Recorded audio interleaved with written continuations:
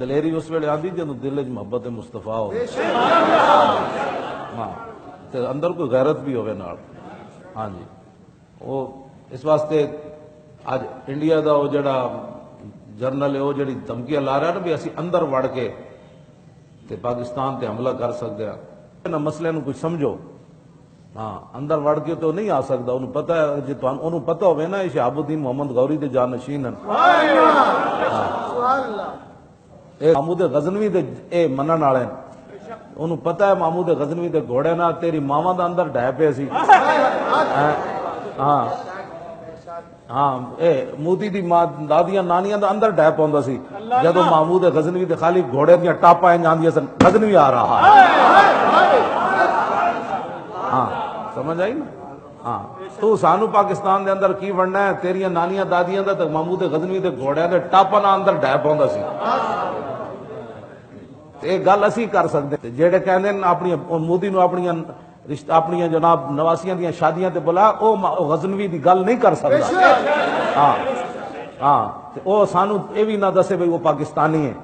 ہاں اسی تے نال زیادہ وڈے پاکستانی ہیں تے زیادہ وڈے مسلمان ہیں. ہاں سمجھ آئی نا بات. کہتا ہے ضرب قلم کی ضرورت ہے. اب فوج کو سوچنا چاہیے کہ نواز شریف کس کی بولی بول رہا ہے. ہاں جس وقت پوری دنیا کے خطرات پاکستان پر منڈرا رہے ہیں اس وقت قلم کی ضرورت نہیں ہے, اس وقت ضرب غزنوی کی ضرورت ہے.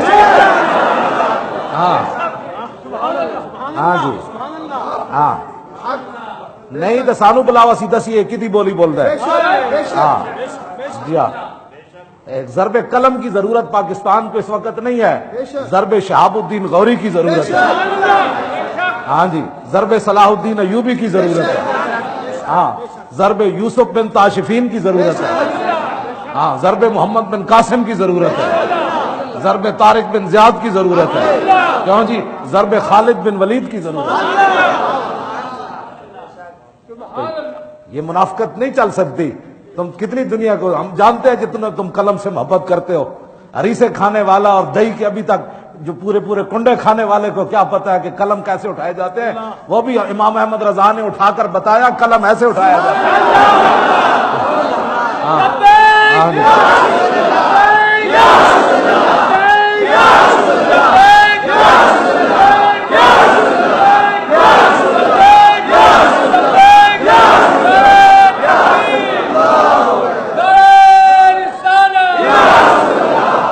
پھر اس قلم کو ضرب بنانے کی ضرورت ہی نہیں رہتی. وہ قلم خود پھر بولتا ہے کل کے رضا ہے خنجر خون خار برق بار آدا سے قید و خیر منائے نہ شر کرے. ہاں تو اس واسطے ہماری بات کو سمجھو, اس مسئلے کی حساسیت کو سمجھو. نہیں سمجھ تو پھر سمجھنے کی کوشش کرو, ورنہ دنیا کے کوئی سکالر لے آؤ جو تمہارے خریدے ہوئے ہیں. میں نے یہ کتاب اس لیے رکھی ہے, میرے پاس باتیں تو بہت ہیں, یہ میری کتاب نہیں ہے, یہ جنرل شاہد عزیز کی کتاب ہے. اس نے پھر اس کے اندر لکھا 388 صفحے دے ہوتے اتنے جڑے حکومتی مخبر بیٹھے نا وہ آج تو بہت سارے آئے ہونے, ان کا حق بھی بنتا ہے جو جس کا کھاتا ہے اس کا گاتا ہے. ان کی مخبریاں کریں, ان کا حق بنتا ہے. تنخواہ جو لیتے ہیں, ہاں جی تم تنخواہ لیتے ہو تو ہم بھی تو لیتے ہیں. تمہاری کوئی مجبوریاں ہیں تو ہم تو اور بات ہے. تم مجبوریوں سے کرتے ہو, ہم خوشی خوشی کرتے ہیں.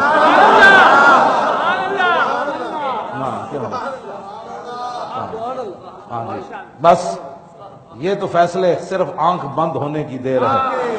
دنیا میں بھی ہو جائیں گے لیکن آنکھ بند ہونے کی بھی دیر ہے. جب ہر طرف اندھیرا چھا جائے گا وہ کہے گا او وہ مجبوریاں کدھر گئیں آج, اور پھر ہماری جو خوشیاں ہیں کیوں جی. ہاں جی لحاظ میں عشق رخے شاہ کا داغ لے کے چلے, اندھیری رات سنی تھی چراغ لے کے چلے. ہاں تمہیں پتہ ہی نہیں ہے یہ مجبوریاں تمہیں کہاں لے جائیں گی. مجبوریاں صحابہ کی تو نہیں تھی نا. ہاں جی ان کی مجبوریاں تو نہیں تھیں. ہمارے پورے تاریخ اسلام میں مجبوریاں تو اب تمہاری بنی ہیں. نہ اللہ رسول کی تمہیں کوئی حیا ہے, نہ تمہیں کوئی غیرت ہے. اور تم جب یہ تو تمہارا یہ جرم بھی قیامت تک معاف نہیں ہونے والا کہ تم نے مسجدوں کے سپیکر اتار کر, سپیکر بھی ساتھ لے جا کر, اور مولوی کو جب تم نے مجسٹریٹ کے سامنے پیش کیا، اس نے پوچھا کہ مولوی کیا کر رہا تھا؟ کہا یہ سپیکر پر درود و سلام پڑھ رہا تھا۔ یہ سپیکر بھی حاضر ہے، یہ مجرم بھی حاضر ہے۔ اور پھر وہ یہود و نصارہ کا ایجنٹ کہتا ہے اچھا اس کو 25,000 روپے جرمانہ ہے۔ ہاں یہ تمہارا جرم جو ہے نا، یہی جرم قیامت تک تمہارے منہ پر کالک کہ کیا جرم کر رہا تھا؟ یہ کہتا ہے سپیکر میں درود و سلام پڑھ رہا تھا، اور مولوی بھی پیش ہے اور سپیکر بھی اتار کر تم لے گئے، تمہارا یہی جرم ناقابل معافی ہے۔ ہاں باقی جرم تو تمہارے جو ہے نا، تم کیا سمجھتے ہو کہ تم پتہ نہیں ہے کسی کو، تو مشو مغرور بر حلم خدا، دیر گیرت سخت گیرت مر تو رہا۔ مولانا روم فرماتے ہیں اللہ کے حلم اور بردباری پر تو اکڑ نہیں، تو سمجھتا اس کو پتہ نہیں کہ تو درود و سلام پر پرچے کاٹے، علماء کو داڑیاں نہیں دیکھی نوچی تم نے، اور ان کے کوٹوں میں لے گئے کہ یہ مجرم ہے، مصطفیٰ جان رحمت پڑھ رہا تھا۔ تو مولانا روم فرماتے ہیں اس کے حلم اور بردباری پر تو بدماشی مت کر، جب وہ پکڑے گا تو دنیا کی کوئی طاقت تجھے بچا نہیں سکے گی، اندر سے ہی لوگ پکڑ لیں گے مشرف کی طرح۔ تو بچانا ایک بار، پھر تیری نسلیں بھی کوئی نہیں آئے گی بعد میں۔ اور تو اس لیے کہ اب تو نے اسلام سے متھا لگایا، پہلے تو نے مشرف سے لگایا تھا، اب تو نے اسلام سے لگایا، اور اسلام بڑی سخت سزا دیتا ہے۔ ہاں اسلام بڑی سخت سزا دیتا ہے۔ ہاں جی، اس واسطے انسان کے بچے بنو۔ اور یہ میں اس لیے کر رہا ہوں بات کہ بہت سارے ان سے ڈالر کھانے والے اور ان سے مال کھانے والے مولوی اور پیر، جنہوں نے اپنی خانقاہیں بچائیں، اپنے مدرسے بچائے، اپنی مسجدیں ان مولویوں نے بچائیں کہ مجھے کہیں مسجد سے نہ نکال لیا جائے یا میرے خلاف کوئی پرچہ نہ ہو جائے۔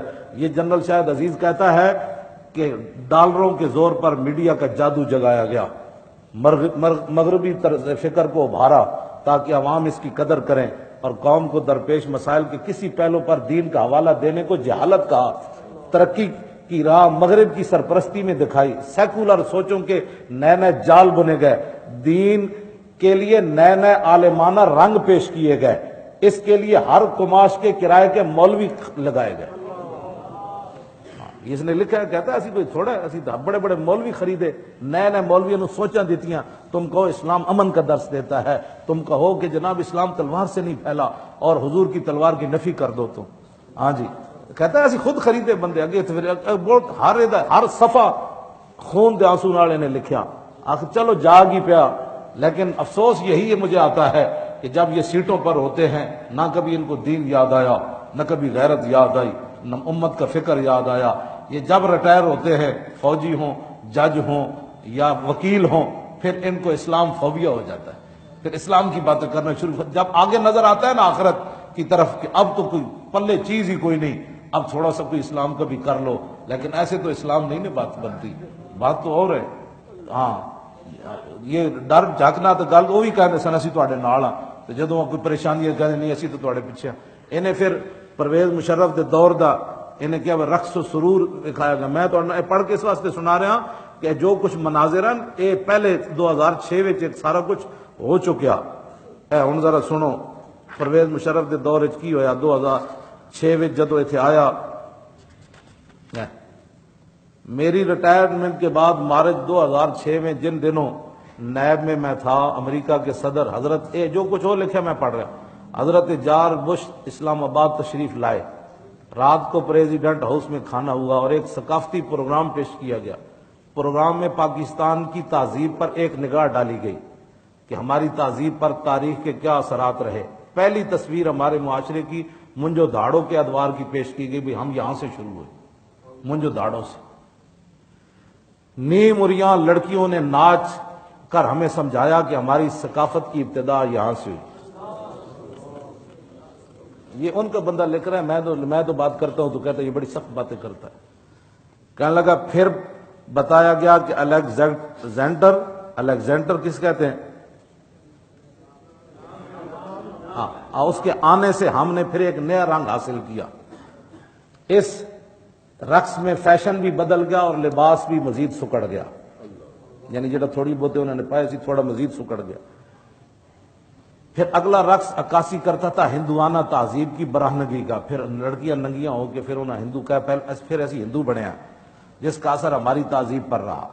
جب لباس غائب ہونے لگے تو میں ڈرا کہ آگے کیا آئے گا، لیکن پھر کافرستان کی رقاصائیں آئیں کہ یہ اب بھی یہاں ناچتی ہیں، یعنی اب جو ہمارا پاکستان ایسا ہے۔ اس ایک پیشکش میں کچھ ملبوس نظر آئے، اگلے رقص میں چھتریاں لیے برطانیہ کی میم صاحبائیں دکھائی گئی، جنہوں نے چھتریوں کے علاوہ دستانے بھی پہنے تھے اور کچھ رومالیاں سی باندھی ہوئی تھی۔ پھر اگلے رقص میں پاکستان کی موجودہ تہذیب کی عکاسی میں لڑکوں اور لڑکیوں نے مل کر خفیف سے ملبوس میں جنسی کنائیوں سے بھرپور رقص کر کے حاضرین کو معزوز کیا۔ لڑکیاں دو ہم بہن ننگے بس تھوڑا تھوڑا میں لباس پایا۔ کہنے لگا اچھا جی، آخر میں ایک انوکھا رقص پیش کیا گیا اور کہا گیا کہ یہ وہ مستقبل ہے جس کی طرف ہم جا رہے ہیں۔ حال تو ہمارا یہ ہے، لڑکیاں لڑکے ننگے کر کے تھوڑے تھوڑا لباس پوا کے نا تو نہ نچایا، بھئی ہمارا پاکستان کا حال یہ ہے۔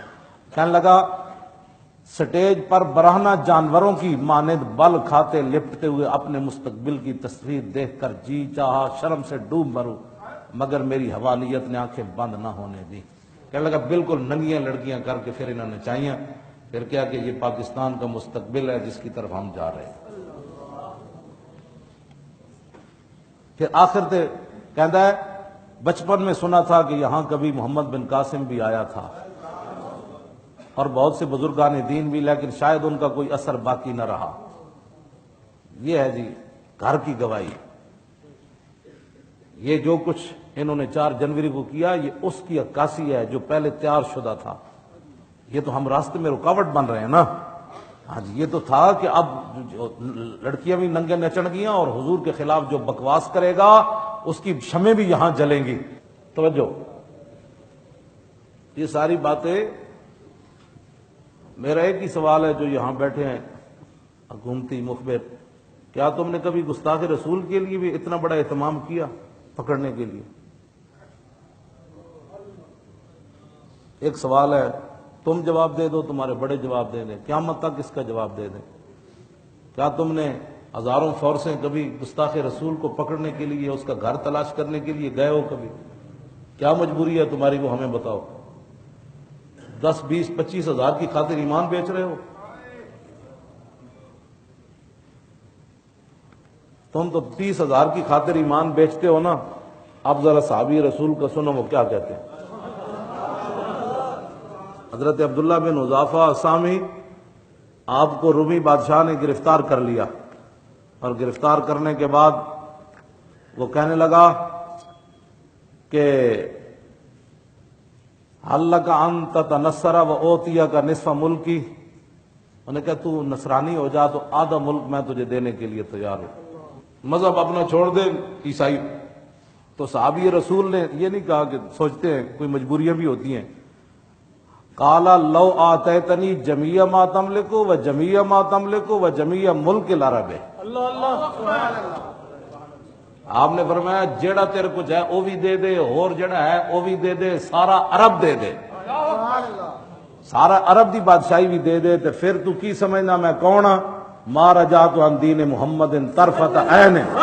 آپ نے فرمایا کہ سارا کچھ کائنات کا دے دینا، تو یہ تیرے سامنے جو صحابی رسول کھڑے عبداللہ بن عمر، فرمایا سن میری بات، میں آنکھ جھپکنے کی دیر بھی اپنے نبی سے بے وفائی نہیں کر سکتا۔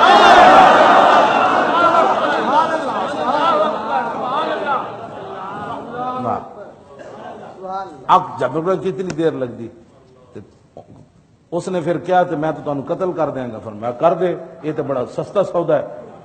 انہیں جناب وہ پانی تتا کرایا، انہاں وچوں 2 صحابہ نو بلایا، ایک نو وچ اگ دے سٹ دیتا، اسی ویلے انہاں دا جسم گل گیا تتے پانی وچ، ہڈیاں تر کے اتنے آ گئیاں، اور پھر ان کو کہا گیا کہ بھائی اب آپ عیسائی ہو جائیں ورنہ آپ کا بھی یہ حشر ہونا ہے۔ آپ نے فرمایا کیا باتیں کرتے ہو، چلو جدھر لے جانا ہے۔ جب آپ کو لے جا رہے تھے نا پانی کی طرف، گرم پانی، تو آپ رو پڑے۔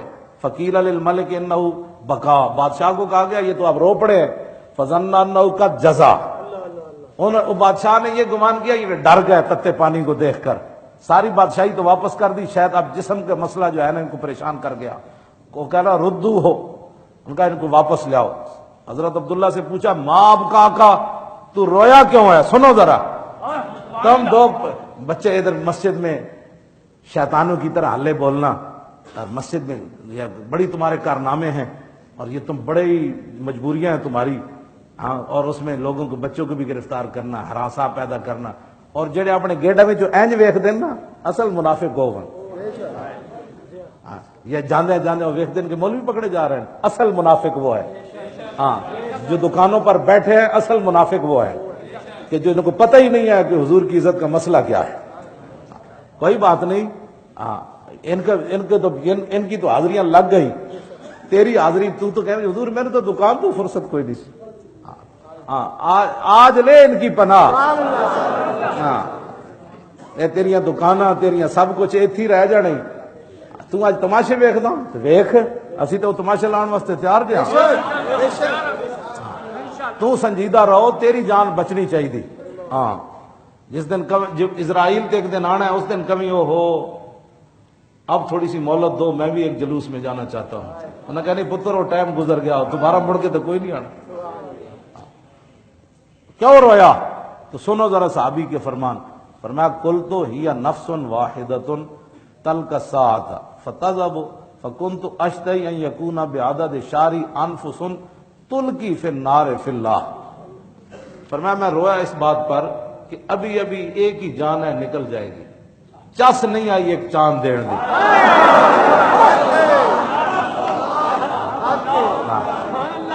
ایک جان دین دی مینوں چس نہیں آنی۔ ہاں میری میں رویا اس لیے کاش کہ میرے جسم پر جتنے بال ہیں ان کی تعداد کے برابر میری جانیں ہوتی تو پھر کوئی چس آتی اللہ کے راستے میں جانے۔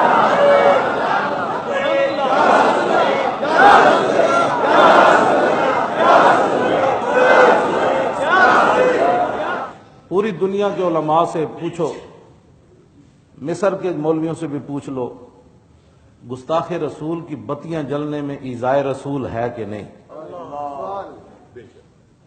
کیوں جی علماء بیٹھے، کیوں جی شاید کہ حضور کے گستاخ کی جو بتیاں جلائے اس میں رسول اللہ کو تکلیف ہے یا نہیں؟ تو جب ایذائے رسول ہے اور جو ایذا رسول اللہ کو دینے کے لیے جا رہے ہیں تم ان کے ساتھ کھڑے ہو، اور جو رسول اللہ کو ایذا پہنچانا چاہتے ہیں ان کے راستے میں جو دیوار بن رہے ہیں ان کو تم گرفتار کر رہے ہو، تم بتاؤ تم کدھر کھڑے ہو؟ اللہ نے تو اس بات کو صحابہ صرف کھانا کھا کر حضور کے گھر بیٹھے اور باتیں کی، باتیں صحابہ نے چگلیاں تو نہیں کی، وہاں حضور کی شان ہی بیان کی، لیکن حضور ایک بار اندر گئے گھر میں پھر باہر نکلے کہ بھئی ابھی یہ گئے نہیں۔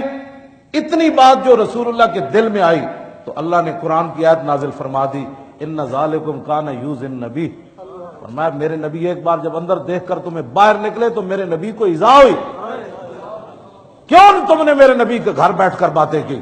ولا مستانسین لحدیث، آج کے بعد میرے نبی کے گھر کھانا کھا کے بات کرنے کی اجازت نہیں ہے۔ تمہیں پتہ ہے کتنا اساس مسئلہ ہے؟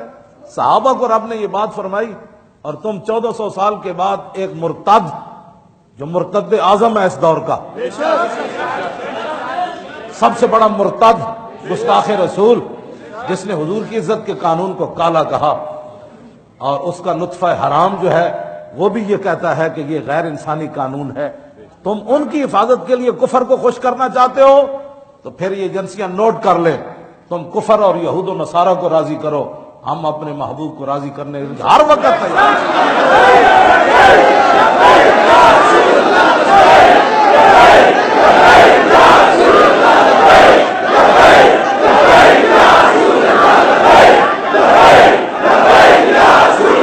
تو اسلام قربانی کا ہی نام ہے، جتنی کوئی قربانی دے گا اسلام اس کو اتنا ہی اٹھاتا چلا جائے گا۔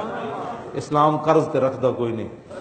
ہاں جی ہاں یہ تے مالکاں دی طرفوں ہے، جڑے مالک جڑا اور کام جہدے کول لینا چاہن انہاں لینا ہے، انہاں یہ تے نہیں ویکھنا مولی خادم بھائی کی وے تے فلانا کی وے تے فلانے کول علم کتنا ہے تے اودیاں کتاباں کتنی آن تے گل تے وچ ہو رہے اوتھے تے ایک رات دے بارے حضرت عمر یہ فرماندے ہوندے سن، کاش کہ صدیق مینوں ایک رات دے دے وے غار والی، تے عمر دیاں ساریاں نیکیاں لے لوے۔ اجے عمر نوں ہی نہیں پتہ سی نماز روزے حج زکات کی شے، بلکہ آپ دے دور خلافت اے جملہ تے اودے نالوں بھی بھاری ہے، کس نے آپ دے دور خلافت کیا کہ عمر صدیق نالوں افضل ہے، تے آپ نے تاریخی جملہ فرمایا، حضرت عمر نے فرمایا لیلۃ ابی بکر خیر من آل عمر، فرمایا نہیں ابو بکر کی جو ایک رات ہے نا عمر کے سارا خاندان بھی ایک طرف کھڑا ہو جائے نا پھر بھی وہ رات افضل اور اعلیٰ۔ اس رات صدیق اکبر نے حضور کا پہرا دیا، تو یہ رات کہاں سے جائے کہ زاہداں بہزار اربعی رسن، مولانا سے حسد کوئی نہ کرے، یا جو اب جیلوں میں رہ کے ان سے کوئی پیچھے رہ جائے پھر حسد کرے جی میں تو برابر نہیں ہو سکتا، ہاں سمجھ آئی نا بات۔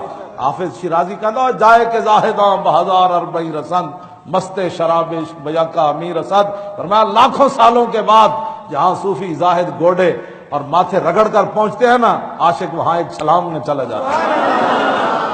نبی کے نوکر ہیں، نبی کے دین کی خاطر سبھی اٹھائیں گے ہم، خبیث دشمن اسلام کو مٹائیں گے ہم، گلی گلی میں نبی کا سبق سکھائیں گے ہم، گلی گلی میں نبی کا سبق سکھائیں گے ہم۔ بازار جرم ہو چکے جتنے یہاں گرم، بازار جرم ہو چکے جتنے یہاں گرم، آؤ چلو سبھی چلو ٹھنڈا کریں گے ہم، نبی کے نوکر ہیں ہم، نوکر